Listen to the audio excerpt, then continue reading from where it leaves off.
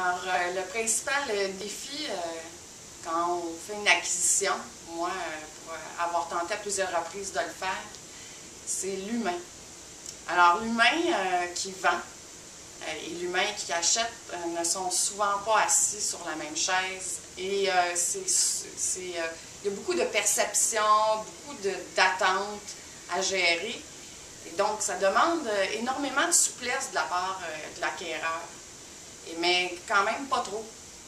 Il y a quand même un certain moment où il faut devoir mettre le pied par terre dans une négociation et ça, il faut le faire passer de l'autre côté. Donc, la négociation est quelque chose de très particulière parce qu'il y a des enjeux très importants. C'est souvent lié au cœur d'une entreprise. Donc, il y a beaucoup d'humains dans une transaction.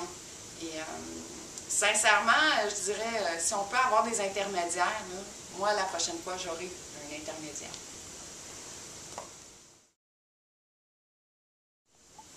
Alors, au niveau d'un conseil, là, lors d'une transaction, je dirais que c'est important d'avoir des bonnes aides bien précises, là, des bons avocats, évidemment, quoiqu'il faut les contrôler, les frais montent vite, un bon comptable. Il faut s'assurer de faire vite, dans le cadre d'une transaction, un document de confidentialité du renseignement pour avoir accès rapidement aux chiffres de l'entreprise, à la paperasse de l'entreprise. Il faut laisser faire ça par un comptable, mais il faut se mettre le nez dedans pour comprendre de quoi est fait l'entreprise. Donc, il faut les éplucher, les papiers. Il faut vraiment se mettre le nez dedans pour comprendre comment c'est structuré, comment ça marche. Est-ce qu'il y a des manques majeurs? C'est important de le voir, là. Et mais il faut se faire appuyer, donc, comme je disais, par un bon comptable, un bon avocat et toutes les ressources qui seraient nécessaires là, selon le type de l'entreprise, des spécialistes de la question, je dirais. Alors, une astuce, là, si je pouvais en avoir une dans le cadre d'une transaction, ce serait de placer un intermédiaire dans le cadre des négociations.